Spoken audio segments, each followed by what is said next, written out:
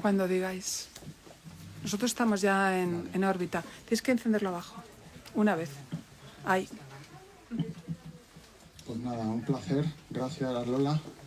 Gracias a todos y a todas por estar aquí, por llenar la librería de esta manera tan multitudinaria y gozosa para los que organizamos esto, que en este caso es una entidad como Fundación Manantial, junto con el Hospitaje, Mónica Hall, mi compañera Patricia, que está por ahí atrás, con el patrocinio de Laboratorios Lundbeck y la colaboración de Cultura en Vena. Llevamos 2 ciclos, que son 2 años organizando pues estos encuentros que se llaman Literariamente y que ponen en conversación 2 ámbitos, pues en principio no diría opuestos, pero sí complementarios, como son la cultura y la salud mental, ¿no? La salud mental representada en este caso por un científico y humanista a la vez, que es David Fraguas, y la literatura, en este caso, pues es representada por Laura Ferrero, que conocéis todos, y bueno, somos amiga de la Fundación también, y bueno, los dos son amigos de la Fundación, amigos personales, que me honra mucho tenerlos aquí, que del año pasado estaba previsto la asistencia de Laura y por motivos que ella va a contar no pudo estar, motivos muy positivos, y bueno, pues este año ya hemos llegado a este punto, en la 5ª sesión del ciclo de Literariamente, que hemos titulado Vivir con miedos, ¿no? Bueno, nada, antes de empezar, pues contaros que desde Fundación Manantial siempre tenemos un compromiso con la cultura, con la salud mental, con habitar espacios como esta librería para hacer llegar un mensaje de sensibilización y de apoyo y de ayuda y de pues abrir todos los canales posibles al diálogo en torno a distintos temas de la salud mental. Pues en este caso hemos elegido el tema de los miedos. Pues animaros también a que, si os apetece, entréis en la página de la Fundación Manantial. Tenemos un área de colaboración, de donaciones y de participación, que estamos encantados de teneros, y me han dicho que anuncie que el día 3 de diciembre vamos a estrenar un documental con la producción de José Luis López Linares, que se titula Luciérnagas, en el Espacio Telefónica, en Gran Vía, que va a ser un estreno muy interesante de un documental donde está representado, está escrito el guión y está protagonizado por las propias personas que atendemos en la Fundación Manantial, algunos profesionales también que atienden a estas personas, pero el protagonismo, tanto a nivel de producción, de guión y de interpretación, es de las propias personas que atendemos en Fundación Manantial. Bueno, me han pedido Laura y David que empiece yo y que les modere yo. Bueno, esto es una cuestión absolutamente, cuanto más confianza hay, más abusáis de mí, pero bueno, es un tema que en esta semana y en todas las semanas, pero en esta semana especialmente, cobra mucha relevancia. Lo hemos hablado también, seguramente podamos hablar también de ello. El objetivo también es que este espacio sea... Yo no lo he hablado con Lola, pero es verdad que se estaban dando situaciones donde estaban suspendiendo eventos esta semana, culturales, un poco en nombre de la situación que se había creado y tal. La verdad es que Lola, no lo hemos hablado, pero yo creo que en ese no hablarlo nos hemos entendido bien, de que precisamente en estos momentos es donde que estemos aquí nosotros también podamos participar, hablar, y seguramente cada uno desde nuestra historia personal con lo que está pasando, hay algo que conecta con el miedo, con los miedos y con nuestro miedo, ¿no? Entonces, en ese sentido, pues David ni Laura obviamente tampoco han tenido ninguna duda, pero es verdad que se está planteando en otros espacios la posibilidad de hecho se están suspendiendo y aplazando eventos pero nosotros hemos creído que era más necesario todavía, y que pues aprovechando la gente que estamos aquí, que podamos ver este tema de vencer los miedos, vivir con miedos, que intencionadamente hemos escrito, porque la otra fórmula era vivir sin miedos, que es un poco el otro lema, bueno, pues que con cierta orientación también de la autoayuda, la psicología positiva, pues a veces también nos invitan a establecer esa cosa de que los miedos son algo que podemos poner fuera, y en el momento que lo ponemos fuera, pues podremos vivir más tranquilos. Y aquí lo que representamos un poco es todo lo contrario, ¿no? Donde la necesidad de vivir con miedos es necesario, no sabemos cómo, vamos a ver cómo desde un punto de vista de un médico psiquiatra como David y desde una escritora como Laura. El origen de esta sesión, siendo muy honestos, es un artículo que escribió Laura en El País, al hilo de una película de Celia Rico, que es amiga personal de Laura y colaboradora también de la Fundación, con una película que os recomiendo que se llama Los Pequeños Amores, maravillosa, y donde Laura escribía la crítica de esta película en El País y terminaba hablando de esta necesidad de transitar los miedos y, bueno, pues el gesto del artículo, que es por donde hemos decidido que vamos a empezar, tiene que ver con una historia personal que le pasó a Laura y que la ha escrito en el periódico y que, bueno, pues hoy nos va a contar como punto de partida, si nos parece mal. Bueno, pues muchísimas gracias, en primer lugar, Raúl, por la invitación. Lola, siempre es un placer estar aquí, estoy muy contenta y además de veros a todos vosotros. Es verdad que yo también me planteé esto, ¿no? Tenemos que seguir adelante con los eventos culturales, pero digo, me parece más oportuno que en cualquier otro momento realmente pues hablar y nombrar, ponerle nombre a nuestros miedos, ¿no? En un momento como con estos días que llevamos, ¿no? Que creo que nos ha removido muchísimo a todo lo que está ocurriendo en estos momentos. Pero sí, yo os quería contar un poco de dónde venía, bueno, esta idea cuando hablamos con Raúl de lo que es vivir con nuestros miedos. No sé si habéis visto Los Pequeños Amores de Celia Rico. A mí Celia Rico es una cineasta, además de una mujer maravillosa, es una cineasta que tiene una sensibilidad que creo como pocas en este país. Entonces, Los Pequeños Amores cuenta una historia muy sencilla, que es la historia de una hija y una madre. La hija tiene 45 por ahí y se va con la madre un verano a ayudarla porque la madre creo que se ha roto la pierna o algo así, no sé exactamente. Y es precioso porque es una hija sin hijos, es una hija eterna, es una hija que está en ese punto de la vida donde ya parece, ¿no? Como se dice muy mal, ¿no? Que se le ha pasado el arroz y que se tiene que enfrentar, ¿no? A todas estas opiniones de los demás que le dicen algo así que si no tienes hijos, ¿quién va a cuidar de ti cuando seas mayor, ¿no? Y entonces, bueno, ese es un gran miedo, ¿no? Muchas mujeres, yo incluida, nos han dicho muchas veces eso, si no tienes hijos, ¿qué será de ti el día de mañana, ¿no? Como si hubiera de orquestar la vida, ¿no? Pensando en tener hijos para que la cuiden, ¿no? Que me parece algo bastante egoísta, ¿no? Pero bueno, para no enrollarme más con esto, toda la historia esta de Los Pequeños Amores a mí me recordó mucho a una historia que me ocurrió a mí hace unos años con mi padre. Mi padre vive aquí en Madrid y escribí sobre esta historia en un relato que se llama Migas. Yo en esa época pues tenía un novio, había empezado a salir con un chico que se había separado de su mujer. Entonces pues mi padre y yo pues estábamos tomando él se estaba tomando un tonic y una Coca-Cola, no recuerdo bien. Y él me dijo, bueno Laura, ¿y qué vas a hacer? ¿No? Mi padre ya de entrada no le gustaba nada que yo estuviera saliendo con alguien que se estaba separando, ¿no? Divorciándose.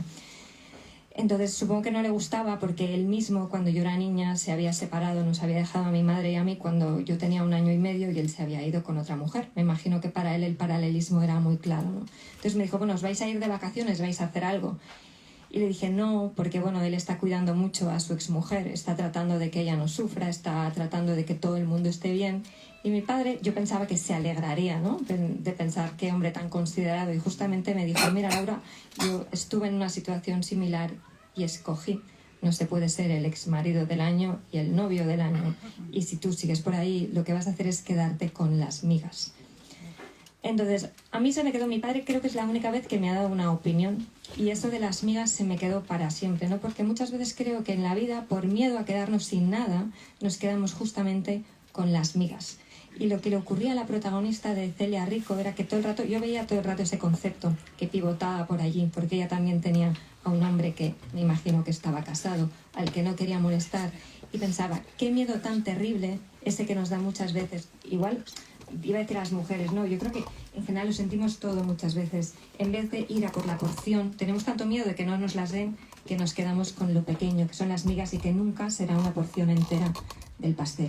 Entonces, bueno, todo esto de vivir con los miedos, de la reflexión sobre los pequeños amores, venía, ¿no?, sobre estas migas pequeñas, que a mí realmente me ha ayudado muchísimo ese consejo a la hora de vivir con miedos.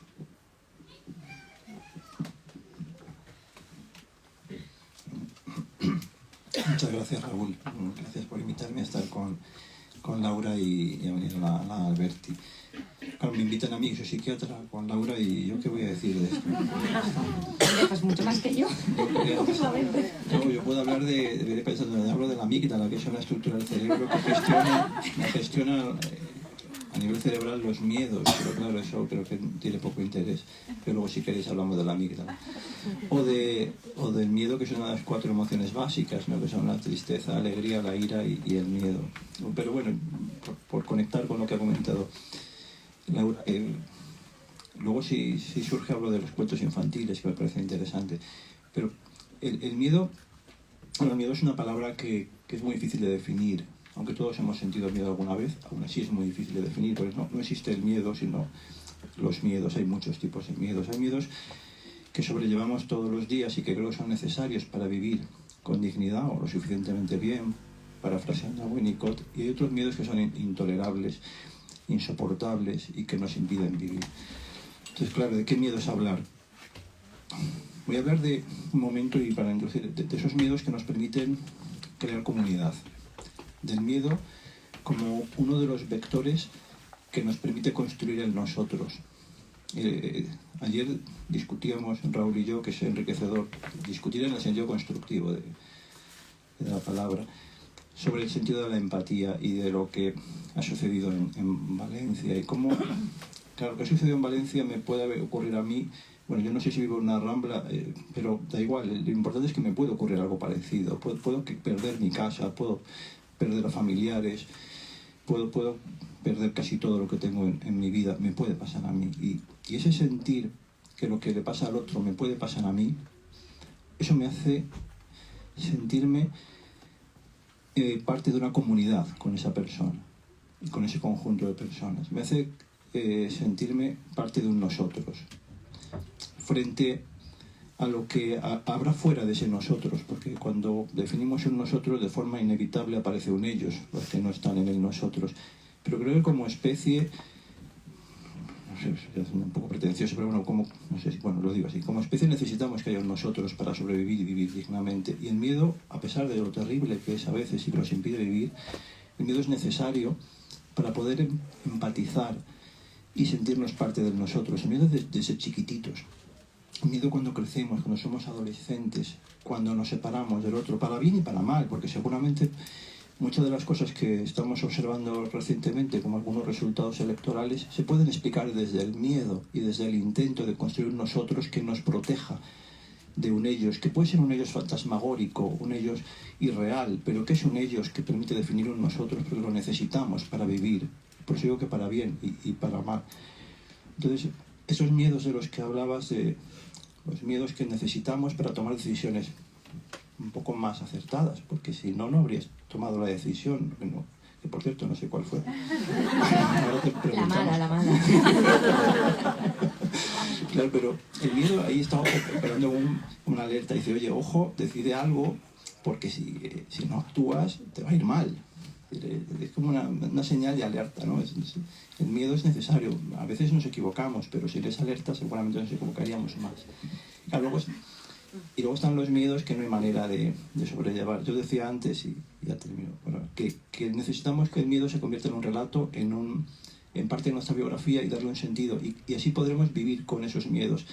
Creo que vivir sin miedos es una utopía muy peligrosa, porque introduce un escenario irreal en el que somos víctimas casi siempre, y a menudo victimarios, cuando pretendemos vivir sin miedo. Tenemos que vivir con miedos, pero suficientemente bien. Lo que pasa es que algunos miedos no se pueden convertir en relato porque son tan terribles que no hay manera de darles sentido. Esos son los peores miedos que hay y los que desafortunadamente también vive mucha gente. Antes hablábamos, ¿no?, justo de esto de dar un relato a los miedos. Yo siento que a veces los escritores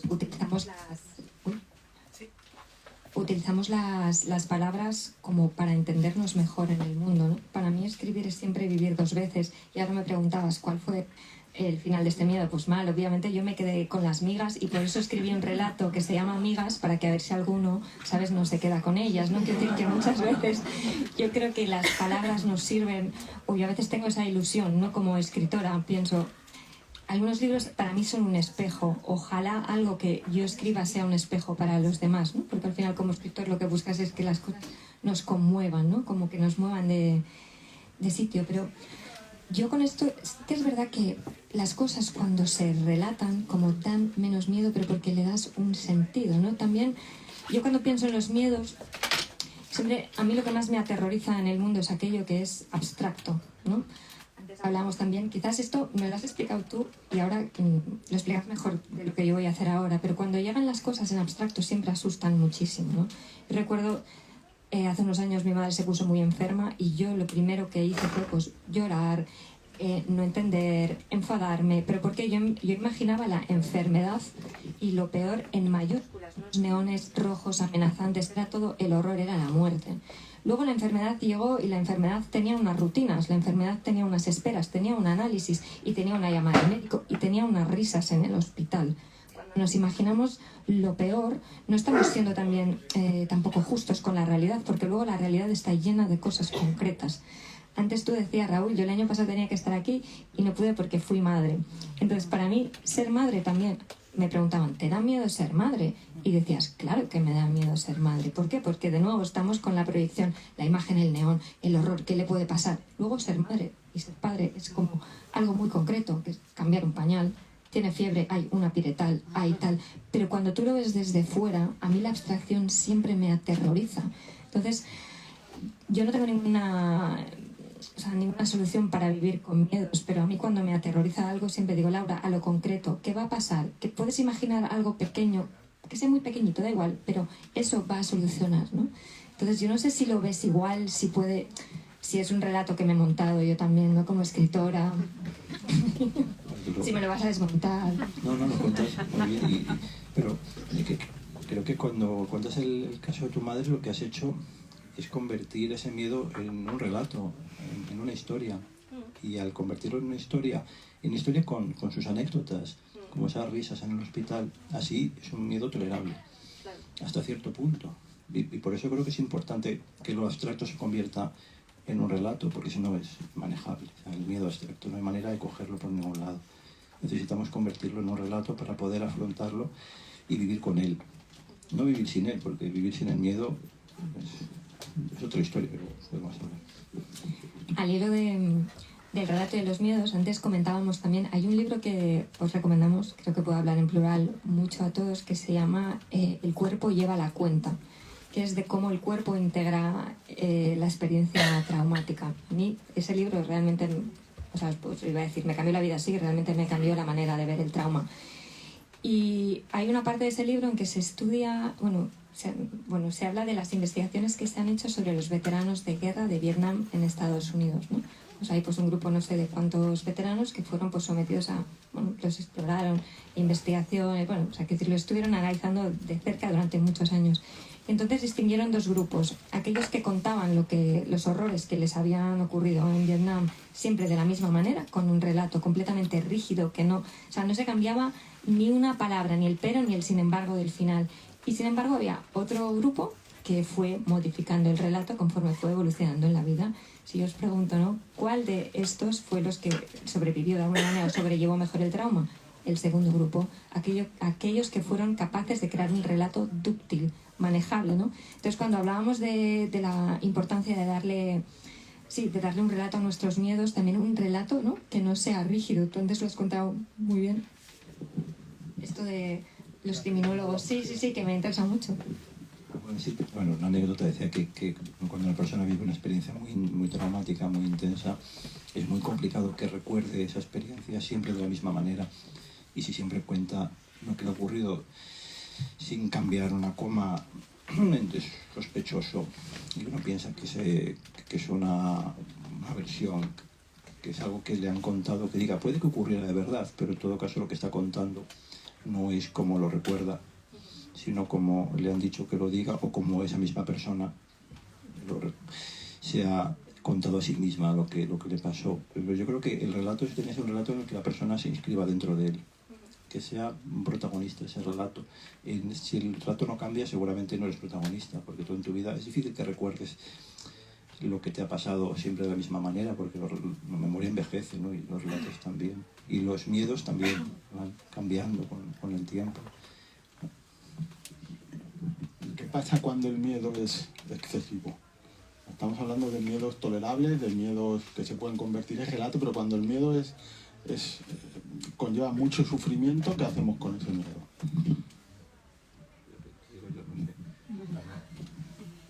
Hay una película que a mí me dejó, que se llama Un monstruo viene a verme, algo así, ese título, ¿no? O sea, el monstruo, ¿no? Que sí. Que al final aparece algo que uno está intuyendo, y es que el niño lo que más teme es su propio deseo de que la madre muera. Que quiere que acabe todo ya y que se muera la madre de una vez porque no tolera esa situación. Pero es terrible para él poder reconocer eso, y entonces transforma ese miedo en una historia imaginaria, que es esa del monstruo, que le permite malvivir con ese miedo, porque es tan insoportable que se malvive. ¿Pero qué haces con un miedo así? Pues malvivir. En terapia lo que intentas es ayudar a construir un relato desde una perspectiva biográfica que le permita sobrellevar el miedo de una forma lo más dignamente posible, lo menos mala posible, pero vamos, situación así, vivir bien es imposible, no se puede vivir bien. Si estás viviendo esto, es como una persona que ha sufrido una violación, bien no va a estar, es imposible. Podemos intentar que lo lleve de una forma menos mala, pero bien imposible. O sea, ¿qué hay que hacer? Pues sobrellevarlo de la manera menos mala posible. Pero, ¿y en estos casos? Ahora te pregunto ya casi como paciente, pero ¿y en estos casos donde realmente lo que ha ocurrido es tan grande, ¿no? Como es una violación o pues, lo que puede haber sufrido estos días la gente en Valencia, ¿no? Yo creo que en esos casos no hay palabras, ¿no? O sea, es como uno cae en el mutismo, uno cae en el shock, en bloquear algo. Entonces, si como psiquiatra no dices que realmente relatar es importante, ¿no? Dar sentido, ¿qué hacemos? ¿Cómo buscamos las palabras cuando no podemos encontrarlas? ¿Hay alguna manera en terapia? ¿Cómo se puede hacer? Con la comunidad, con las otras personas, hablando, dialogando, escuchándonos, estando con otras personas. Necesitamos a la comunidad para eso. La terapia, yo ojo con la terapia siempre, porque a veces la terapia no es la solución cuando hay un duelo que se vive como una pérdida terrible, porque a veces el duelo lo que necesita es un espacio de gente que te acoja, que te acompañe, que sea parte de tu grupo, de tu comunidad. Un terapeuta no es parte de tu grupo. Hay que llegar al terapeuta en algunos casos, pero en la mayoría no. Yo esta misma mañana iba conduciendo hacia el trabajo y escuchaba un programa de radio que decía una persona ahí en Valencia que habían encontrado el cadáver de su mujer después de varios días buscándolo, y decía, por un lado me siento aliviado porque ya sé lo que ha pasado. Y había la necesidad de que eso terminara. Un poco como la historia esta de Bayona. ¿Esa persona necesita la terapia? Pues quizá no, necesita un grupo, una comunidad que le acoja, que le escuche y que le interpele, también no solo que le escuche, también que le hable. Creo que así se construye el relato con la comunidad, que es un tema que se está perdiendo ahora mismo. Estamos, lo que es mi opinión, yendo hacia una sociedad en la que el tejido lazo social cada vez es más frágil. Antes hablábamos de un tema, ¿no? Que muchas veces en nuestra sociedad, bueno, creo que es algo, ¿no? De nuestra sociedad también, ¿no? Acudir a lo fácil y a lo rápido, ¿no? Y hoy me he estado, cuando venía hacia Madrid, en la sección de libros de autoayuda de la estación de tren, ¿no? Que realmente parece que ofrezcan soluciones para todos, y además las soluciones normalmente no suelen estar en ti, sino que la culpa es de los demás, ¿no? O es del trauma de tu abuela, o es de algo que es de tu autoestima, pero tu autoestima no viene de algo que hayas hecho tú, ¿no? Siempre pones las responsabilidades fuera, ¿no? Pero me pregunto si estamos o sea, si es una pregunta, no tengo una respuesta, si estamos haciendo algo mal como sociedad, ¿no? Para no mirar nuestros miedos, ¿no? Entonces, para estar continuamente distraídos y en la acción y en hacer 20.000 cosas a la vez, justamente para no atravesar los miedos. No me preguntes a mí, respóndelo. Hombre, yo te lo pregunto porque sabes bastante más que yo. Bueno, es que yo soy una detractora, puedo decir así, de los libros de autoayuda. Me pone muy nerviosa las frases de taza de desayuno, que digo yo. ¿Sabéis? Como de si no eres feliz, yo qué sé, todo empieza con un café, todo ese tipo de cosas que digo, pero os acordáis en la pandemia, ¿no? Cuando a mí me ponía muy nerviosa las frases de todo va a ir bien y los corazones y los arcoíris cuando todo el mundo se estaba muriendo. Yo hubiera preferido 1000 veces salir a la calle y que me hubieran dicho todo está saliendo regular, porque eso, o sea, hubiera empatizado mucho más. A mí este tipo de mensajes como bobalicones me sacan totalmente de la historia. Y pienso, Laura, es que eres tú, que eres una ceniza, ¿no? Si podemos intervenir ya, que yo me muero de ganas, yo creo que sí, se puede, vamos a abrir. Yo soy la fan número 1 de Laura y soy compañera de David. Es que, un momentito, porque es que no tienes micro, no se oye atrás. Bueno, se oye tanto, ¿no? Es que me dan ganas de intervenir todo el rato, que soy muy habladora y muy pesada, pero es que yo creo que es exactamente lo que ha dicho David, ¿no? Es que al final psicologizamos todo, psiquiatrizamos todo y al final la compañía, el espacio, la tranquilidad, o sea, no, ponga un psicólogo en su vida y ponga una buena frase. Es que necesitas tu tiempo. Hablar de Valencia, por ejemplo, me decía el otro día, vamos, un paciente mío que se ha ido ahí a ayudar, que han parado como 2 veces por el camino, les han parado y quien paraba era psicólogos. O sea, por si necesitaba ayuda. Entonces, a mí me decía el otro día, dinos tips para afrontar esta tragedia de Valencia. Y es que no tengo narices para 2 tips. O sea, que esto es una tragedia tan sumamente desproporcionada, que es lo que dices tú. Es la comunidad quien te entiende, tus vecinos, la tristeza, el llanto, pero que no hace falta que te den frases de estas de taza de desayuno, efectivamente. O sea, que hay que tener un poco más de fuego lento en estas cosas, Pero ¿no? es el tiempo, ¿no? En general, no sé si... Así, para no hacerlo tan trágico, cuando hay, o sea, pongamos una ruptura de una pareja, ¿qué te dicen? Hombre, no, chica, pues tómate unas copas, sal por ahí, distráete, hay más peces en el mar, ¿no? Es decir, que yo creo que no es verdad, es que son como las frases que te van soltando y yo creo que eso empeora la situación. En vez de, bueno, pues me apetece quizás, o no, la frase sería, lo siento mucho, quédate el tiempo que necesites en tu casa, no hay prisa, que decir, atraviesa, ¿no? Luego, yo estoy diciendo esto y consejos vendo y para mí no tengo. Luego, somos todos muy impacientes con el propio dolor y con el miedo a pasarlo mal, ¿no? Pero, es decir, esto siempre va a la contra, todo esto que nos decimos. Creo que sí, estoy totalmente de acuerdo, que hace falta tiempo. El tema es que ese tiempo es un tiempo no productivo. Y esta sociedad no tolera el tiempo no productivo. Entonces, eso es un problema.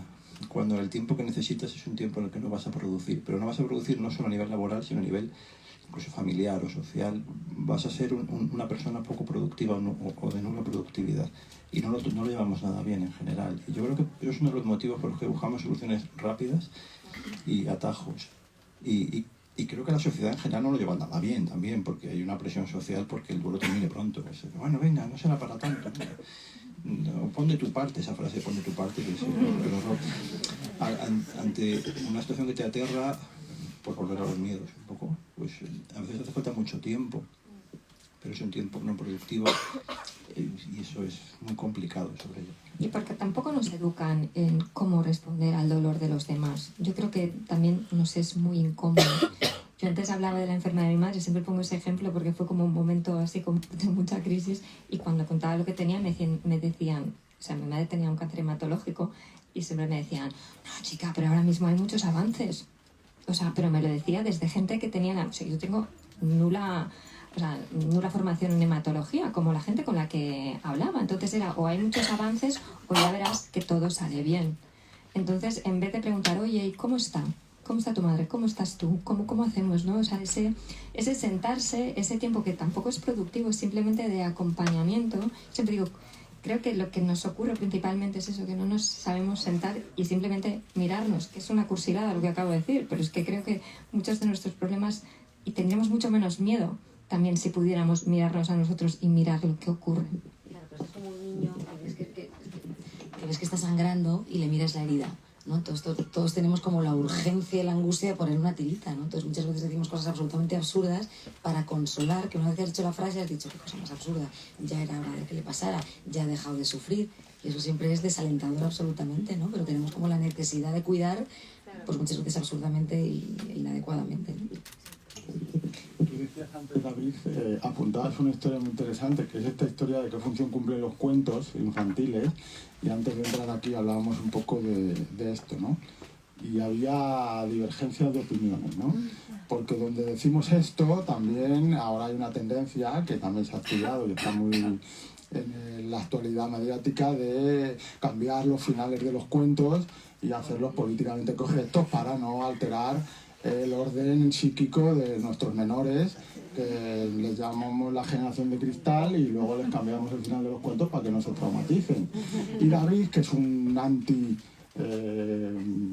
bueno, es un defensor que esto aquí en este espacio, me acuerdo una vez que vino Gustavo Martín Garzo, a hablar precisamente de esto, que os recomiendo de manera furibunda que lo leáis y lo escuchéis, cómo defiende qué función tienen los cuentos clásicos tal y como están marcados, ¿no? Entonces esto es muy interesante respecto a los miedos, porque pone en juego cómo nos relacionamos en los relatos con nuestros hijos, y donde todos, por lo menos yo y los que estamos aquí lo hemos reconocido, cuando le tienes que decir que la cucaracha le falta una patita, y dices, hostia, pero ¿cómo que le falta?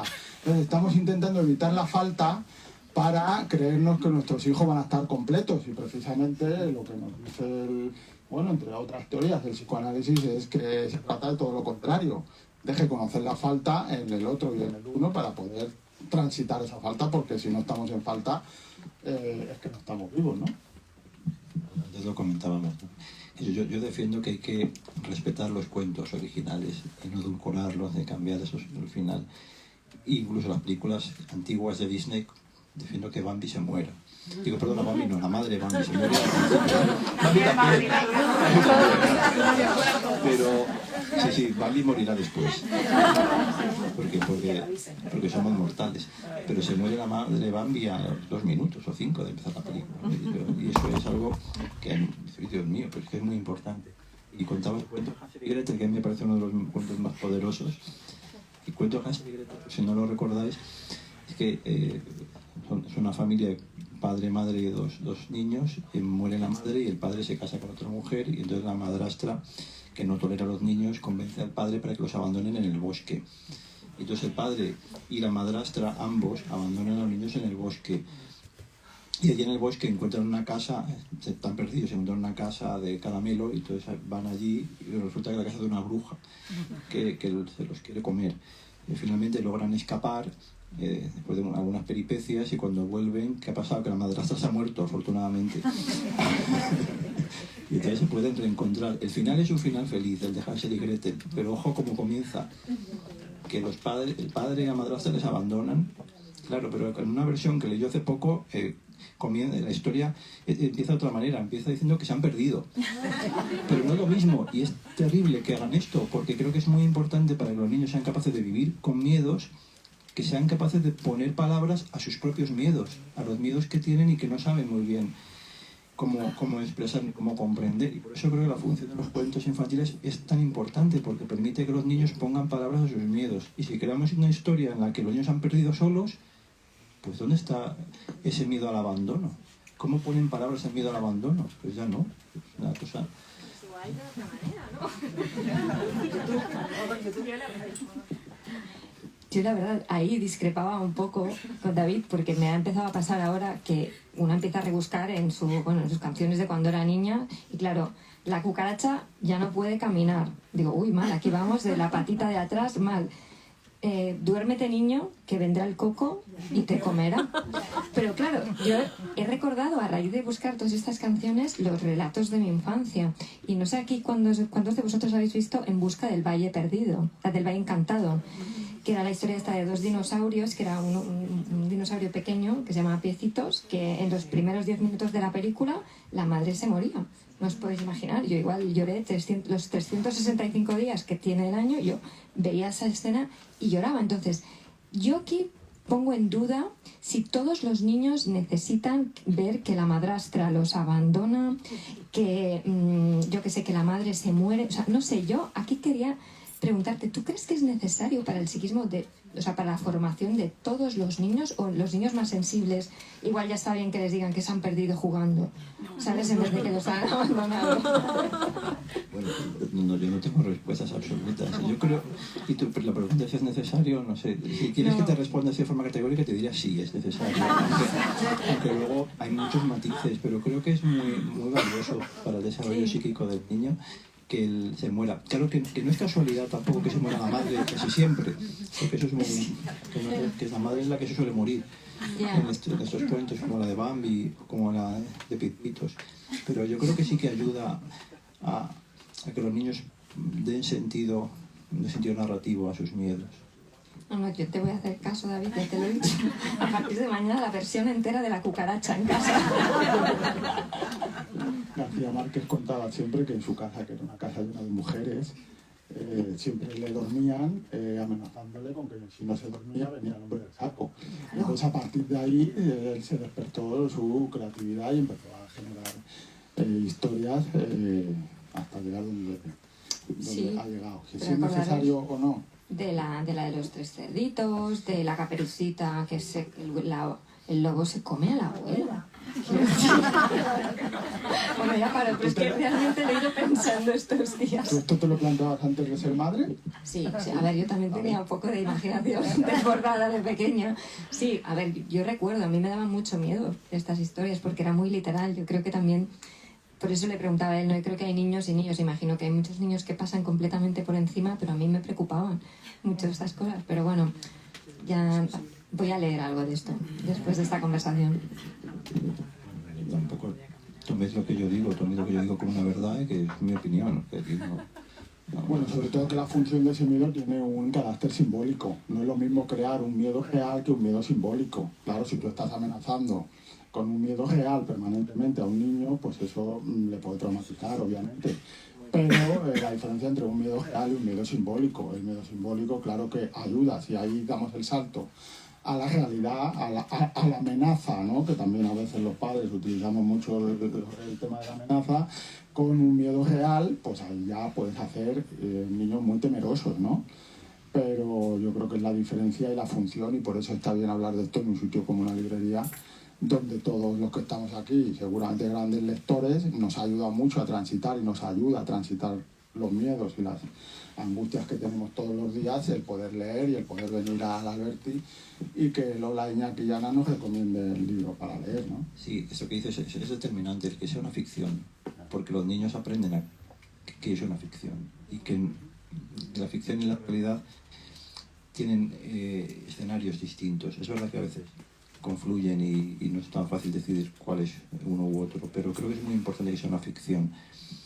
Es verdad que puedes decir, bueno, todos los niños, pues a lo mejor algunos niños que tienen muchas más dificultades para entender lo que es una ficción, pues hay que tener cuidado cómo lo cuentas, pero la mayoría sí. No, creo, antes me han preguntado, he visto una compañera que trabaja con niños con autismo, pues a lo mejor en algunos niños con autismo hay que tener cuidado, pero porque puede que la ficción la interpreten como real, pero no todos. Y creo que es mejor contar el cuento original en todo caso, y que no sea edulcorada. Y yo creo que la pregunta que yo me hago es ¿por qué edulcoramos esto? O sea, ¿cuál es nuestro miedo? ¿Por qué nos da miedo contar la historia original, que es una historia que se ha recopilado en 19, pero que es muy antigua? Y cuando las historias son así tanto, por algo será. Y algún sentido tendrá que los cuentos infantiles sean así desde hace tantos años y las nanas sean así desde tantos años, porque las nanas son también bastante terribles muchas veces. Pero también no te digo. Pero también ha cambiado muchísimo la manera de ver la infancia, ¿no? De un tiempo a esta parte. Quiero decir que las teorías del apego, antes se dejaba a los niños un poco a su aire. Quiero decir que también yo a veces, desde el propio miedo de no hacer las cosas bien, pienso, ostras, es que igual antes les leían la Caperucita porque era lo que había, pero antes también a los niños se les pegaba y antes se les castigaba de otras maneras que hemos visto pues que no es positivo para un crío, ¿no? Entonces yo me lo planteo desde eso, desde si te necesitamos cambiar, y no digo edulcorar todo, quiero decir, pero sí rebajar, porque a mí hay determinados relatos de mi infancia que me siguen aterrorizando a día de hoy. por eso simplemente es como algo como en abierto, que no sé muy bien. Aterrorizando. Yo no se los... Yo soy muy miedosa para estas, pero es lo que te estaba diciendo, yo tengo mucha imaginación. Y entonces cualquier detalle, o sea, yo no puedo ver películas de terror, tengo 40 años y no he visto nunca ninguna, entonces supongo que eso tiene que ver ya con una circunstancia personal. Pero justo porque soy así, pues me preocupa, ¿no? Esto, ¿qué es lo que tenemos que hacer? Pero bueno.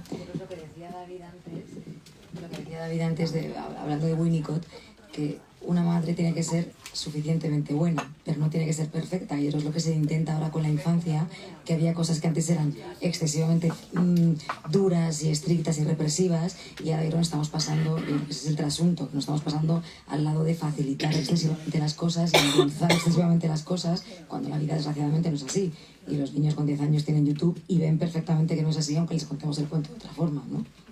Si tuviera que... O sea, me sale una pregunta a cada uno desde vuestro ámbito, y es, tú como escritora, si hay algún miedo que creas que te ha condicionado para escribir, y tú como psiquiatra, yo creo que vemos a los psiquiatras como gente que no tiene miedos. Venir a un sitio como este a mostrarte abierto y cercano y... bueno, es una posición que para un psiquiatra no es habitual. De hecho, los psiquiatras que tenemos aquí tienen esta característica, pero es verdad que nosotros necesitamos a veces ver al psiquiatra como alguien muy seguro de sí mismo y que no tiene miedos. Y sin embargo, a los escritores al revés, muy atribulados, permanentemente ¿no? ensimismados en vuestros miedos, que es lo que puede hacer motor la creatividad. No sé si esto es...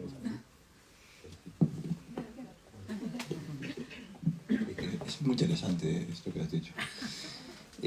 Claro que tengo miedos. No sé si algún miedo me llevó a decidir hacerme psiquiatra, eso no lo sé, pero en el trabajo, bueno, el miedo que tengo yo y que supongo que comparto con muchos compañeros es el que me ha pasado alguna vez que una persona a la que trato se suicide.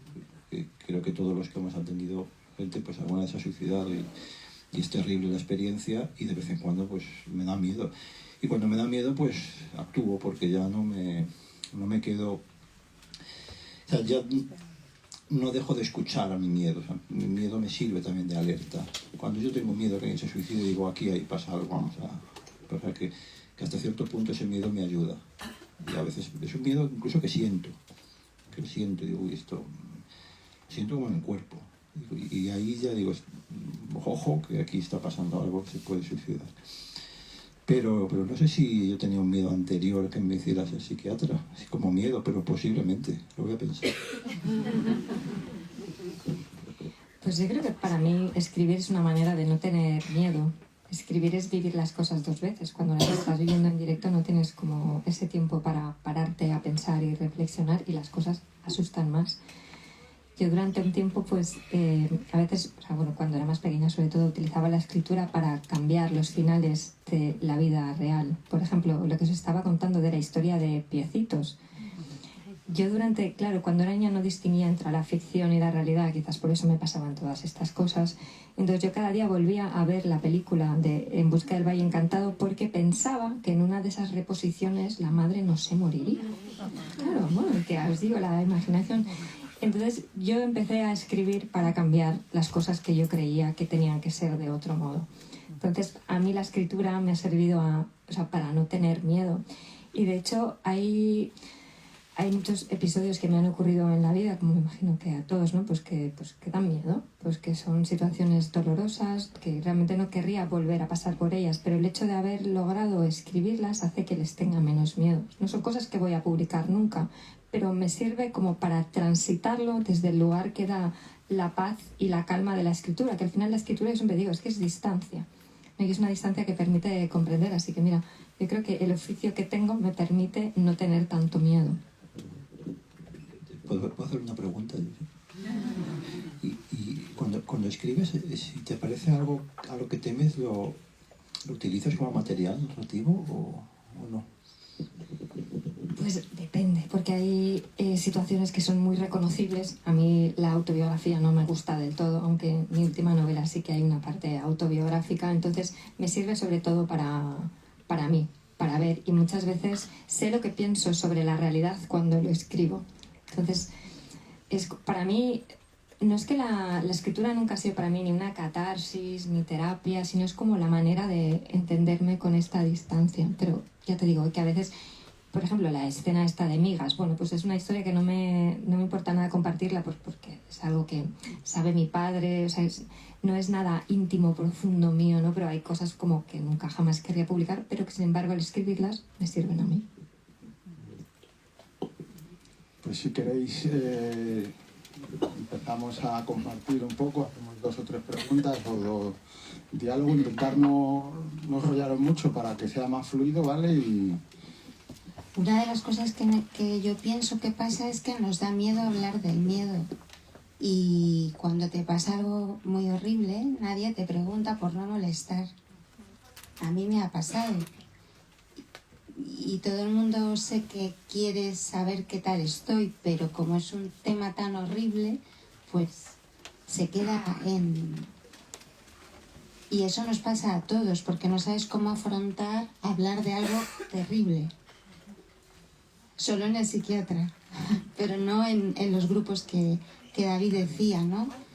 Nadie pregunta, ¿y qué tal estás después de algo tan horrible? Porque nadie nos atrevemos, yo incluida, ¿no? Pero también decíamos, ¿no? Porque no tenemos los códigos, porque no nos han enseñado, ¿no? O sea, decir, es esto, ¿te ha pasado algo malo? Vamos a escurrir el bulto, vamos a cambiar de tema y vamos a tomar unas copas, ¿no? Entonces, si fuéramos capaces de decir simplemente, ¿cómo estás? Lo siento, pero ni siquiera llegamos ahí, ¿no? Es como que realmente, incluso yo he visto a veces cuando ocurren cosas terribles que lo que haces es evitar a esa persona, con lo cual además de todo el sufrimiento lo que haces es aislarla. Es que... También es que cuando tú cuentas algo terrible, la otra persona si empatiza contigo se va a sentir mal y no quiere sentirse mal. Ya, yo creo que nos faltan espacios rituales donde esté permitido sentirse mal, y no solo permitido, sino donde sea lo oportuno sentirse mal. Hace poco en otra jornada que estaba yo nos preguntábamos si toda la historia de la Ilíada no sería una mera justificación, un mero pretexto para llegar al final, que eso el final es cuando celebran la ceremonia funeraria por Héctor, porque aquí les ha matado a Héctor. Si toda la historia no está preparada para eso, para una ceremonia funeraria compartida, es un espacio en el que todos comparten el dolor. Bueno, como dices tú, si todos compartiéramos el dolor sería más fácil, pero creo que no estamos demasiado preparados, ¿no? Uno de los tópicos del miedo es que es libre, que el miedo es libre. No, es simplemente eso. ¿Verdaderamente el miedo es libre? ¿Qué quieres decir con el miedo es libre? Bueno, dentro de las muchas frases hechas sobre el miedo es libre, es decir, tienes miedo, no te puedes culpabilizar por tener miedo, ¿no? ¿Qué pensáis de esto que se repite y se repite y se repite? Como los cuentos infantiles o los cuentos... Bueno, es una forma de decir que cada uno tiene derecho a tener un miedo, pero también es una forma de eludir la responsabilidad frente al miedo. Como el miedo no va conmigo, ¿no? Yo creo que hay algunos miedos de los que sí somos responsables, otros no. Pero no lo sé, la verdad es que es una pregunta que tengo que pensar.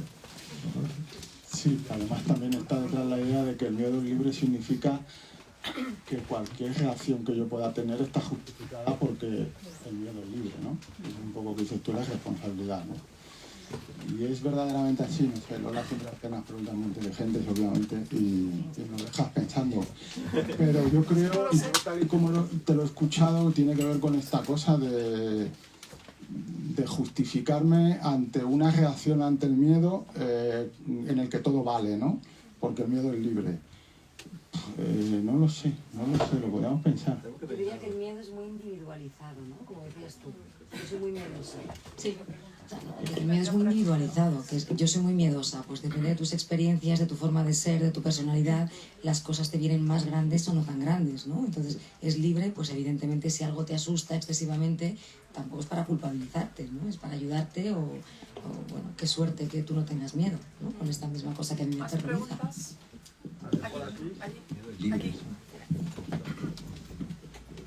A ver, yo quería, compartir un pensamiento, ¿no? Según estáis hablando. Realmente sí que vivimos en una sociedad que, pues que como que el miedo, el sufrimiento y todo, pues que es mejor dejarlo fuera. Pero, ¿qué pensáis en el caso de, por ejemplo, personas que viven una situación muy difícil y que desde fuera las personas que les acompañan lo que hacen es decirles qué valiente eres, qué fuerte eres, y de alguna manera lo que están haciendo es no solo escurrir el bulto, sino condenar a esa persona a que no exprese su miedo, porque le estás reforzando que es bueno que no diga nada, que valiente, que fuerte eres, que tal. Y a mí eso, según lo has estado diciendo, me parece algo terrible. Y te pregunto al psiquiatra, ¿de qué manera, o cómo crees tú que eso, a dónde nos puede llevar o eso? Vamos, en definitiva. Gracias. No lo sé, es mucha confianza. Es una pregunta muy complicada. Sí creo que es muy difícil compartir el dolor y que la comunidad, seguramente no ahora, sino siempre, tiene dificultades para hacerlo, pero creo que ahora especialmente, porque faltan espacios rituales donde se puede compartir más fácilmente el dolor. Lo que tú estás diciendo tiene que ver con que esa persona no es capaz de compartir lo que le ha pasado y por lo tanto no puede sentir que forma parte de ese nosotros y se acaba excluyendo.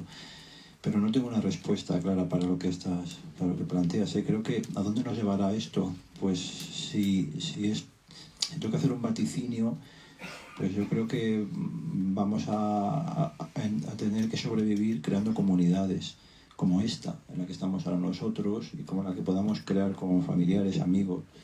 Y tendremos que buscar espacios para sobrevivir como seres humanos, porque si no vamos a actuar muy mal. Pero también al final es muy parecido a lo que comentaba ella, ¿no? Que a veces hay gente pues que realmente no te dice nada, otros que te dicen, que te animes, y hay gente que te dicen, al final, qué valiente. Y eso te calla la boca igual, ¿no? Quiero decir que al final lo que hace es que nos atomiza a cada uno de nosotros más en nuestra burbuja, ¿no? A mí me parecen como en realidad situaciones paralelas, lo que comentaba ella, y yo creo que lo común, ¿no? El sentido de comunidad para mí es finalmente algo que tiene mucho sentido y que hay que reivindicar estos días, ¿no? Pero realmente a mí tampoco luego en la vida diaria se me ocurre cómo hacerlo, porque es muy difícil encontrar espacios así. ¿Alguien por atrás? Que llegue el micro. Patricia. Vale.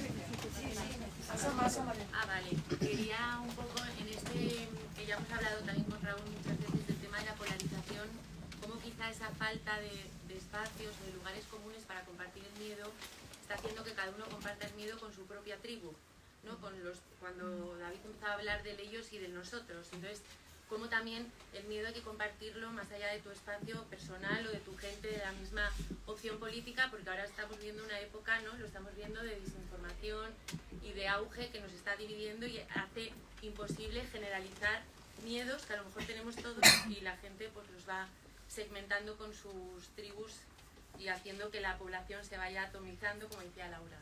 Sí, muy interesante. Ayer hablábamos, David y yo, precisamente de esto, a raíz del concepto de empatía, y como origen un artículo que os recomiendo de Nuria Lavari, que salió en El País este domingo, también amiga de la casa y amiga nuestra, donde el final de ese artículo nombraba lo que significaba la empatía para ella, que no era tanto que los demás sientan lo que yo siento, sino compartir intereses comunes que haga que nos pongamos en el lugar del otro, ¿no? Y entonces yo hablaba con David de esto, de lo que está diciendo ahora Patricia, ¿no? Y cómo es verdad que estamos en un momento donde hay algo del miedo al otro, ¿no? Que también está justificando ciertas polarizaciones, ¿no? O ciertos extremismos, y cómo es un mecanismo de defensa también polarizarnos frente al miedo al otro, al diferente, al extranjero, a la frontera, ¿no? Esta necesidad de poner fronteras radicales también se puede explicar desde el miedo, ¿no? Desde el miedo al otro tiene que ver con el miedo a uno mismo. ¿Qué me pasa a mí cuando me encuentro con un desigual, con un diferente o con alguien que yo no le atribuyo los mismos intereses que los míos, ¿no?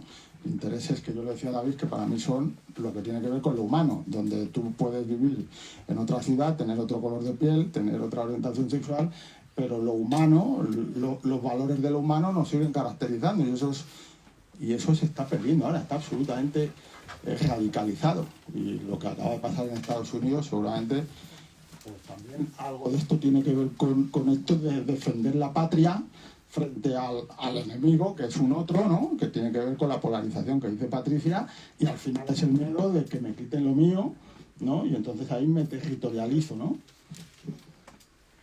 Hace poco salió una frase que dijo Vladimir Putin, que decía, con respecto a Tchaikovsky, que decía, pese a que sabemos ahora que era homosexual, todos los rusos lo queremos, porque es uno de los nuestros. Y me parece muy relevante esto, porque era uno de los suyos, y por tanto le quieren pese a eso. Es decir, yo creo que estamos tribalizando la comunidad. Quizá, si lo veo desde un punto de vista optimista, yo no soy nada optimista en general, la parte buena es que esto sea quizá una respuesta a la fragilidad de la comunidad, una respuesta por intentar construir una comunidad. El problema es que la comunidad que estamos construyendo es tribal. Bueno, pero ojalá, como las gotas de aceite acaban confluyendo, ojalá las tribus acaben confluyendo y así nos salvemos. Porque si seguimos creando tribus vamos a acabar matándonos unos a otros.